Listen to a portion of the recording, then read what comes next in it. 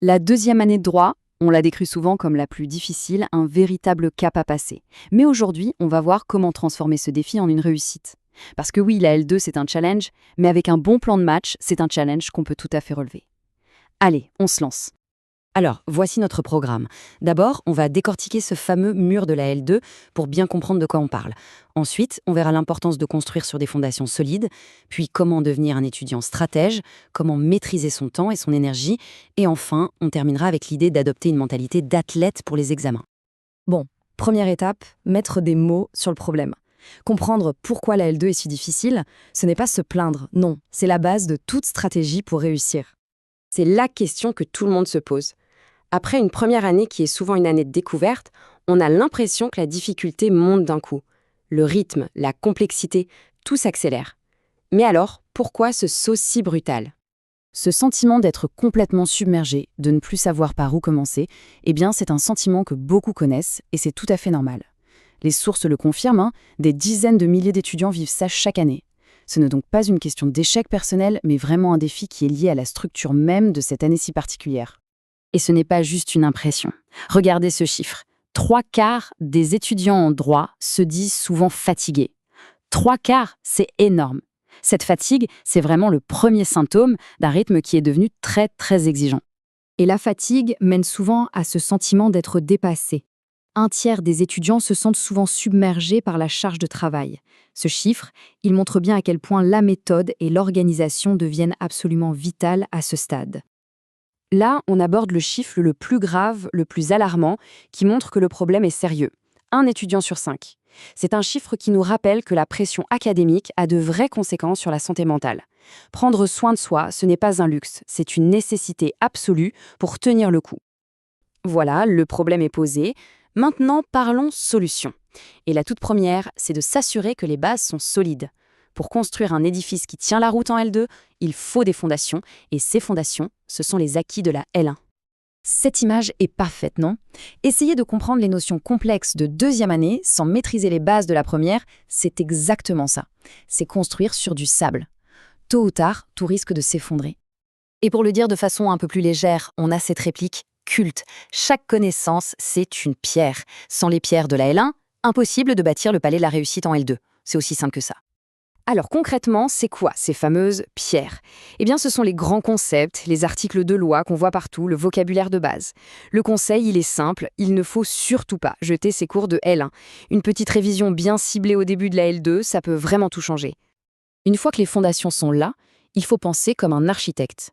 La L2, ce n'est pas seulement une question de travailler plus, c'est surtout une question de travailler plus intelligemment. Il faut devenir un stratège. Cette phrase, elle est très forte. Elle change complètement la perspective. En L2, on ne teste plus seulement la capacité d'adaptation à la fac. On teste la rigueur, la logique, la vocation pour le droit. L'approche doit donc devenir beaucoup plus pro, beaucoup plus ciblée. Le nerf de la guerre, c'est de savoir où mettre son énergie. Et la priorité absolue, ce sont les matières à TD, les matières fondamentales. Pourquoi ? Parce que leur coefficient est énorme. Elles pèsent lourd, très lourd dans la moyenne. Et en plus, elles sont plus complexes. Chaque heure passée à préparer sérieusement un TD, c'est un investissement direct pour valider son année. Et même le choix des matières optionnelles, ça doit être stratégique. Il faut trouver le bon équilibre entre ce qui nous plaît vraiment, parce que c'est ça qui donne la motivation, et ce qui peut rapporter des points facilement pour sécuriser la moyenne. Il ne faut pas hésiter à se renseigner, à demander l'avis des anciens. Ok, la stratégie est claire. Mais une stratégie, ça ne sert à rien si on ne l'applique pas au quotidien. Et c'est là que la maîtrise du temps et de l'énergie entre en jeu. C'est peut-être même le plus important. Cette métaphore de la grenouille, elle est un peu terrible, mais elle illustre parfaitement le danger de la procrastination. Chaque cours qu'on ne relit pas, chaque TD qu'on prépare à la dernière minute, c'est comme si on augmentait la température de l'eau d'un petit degré. On ne sent rien sur le moment, mais à la fin, on se retrouve cuit. Alors comment on fait pour sauter hors de la marmite avant qu'il ne soit trop tard ? La réponse, elle tient en 4 points. Il faut un plan, une bonne gestion de son temps, il faut protéger son énergie, sa concentration, il faut utiliser des méthodes de travail qui marchent, et enfin, il faut répéter, répéter, répéter. Un exemple tout bête de méthode efficace, l'écoute active en amphi. La différence entre être là physiquement mais l'esprit ailleurs et être là concentré à 100%, elle est immense. L'écoute active, c'est transformer 1 heure de cours en 1 heure de travail. Ça fait gagner un temps fou pour les révisions après. L'autre option, c'est juste une perte de temps. On arrive au dernier pilier, Le semestre, c'est un marathon. Mais les examens, c'est le sprint final. Et pour être performant le jour J, il faut se préparer comme un sportif de haut niveau qui prépare les Jeux Olympiques. L'idée, c'est vraiment de ne rien laisser au hasard. Un athlète, il ne se pointe pas à une compétition en se disant « on verra bien ». Non, il a un plan d'entraînement, une stratégie, une préparation mentale. C'est exactement cette mentalité qu'il faut appliquer à la période de révision. Et pour ça, il y a un outil génial, la méthode SMART. Ça permet de transformer un objectif flou comme « je dois réviser » en un plan d'action hyper concret. Un objectif spécifique, mesurable, atteignable, réaliste et défini dans le temps. Tout de suite, on sait quoi faire et c'est beaucoup plus motivant. Et le jour de l'épreuve, la différence se fait souvent sur des détails. Bien lire le sujet, bien gérer son temps, soigner la présentation. Ce sont tous ces petits réflexes qui, mis bout à bout, peuvent rapporter des points vraiment précieux et faire passer la note du bon côté.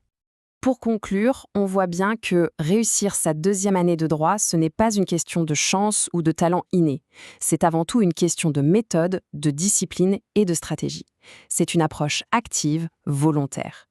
Alors après avoir vu tout ça, la vraie question c'est quel sera le plan d'action, le coup gagnant, pour faire de cette année un succès?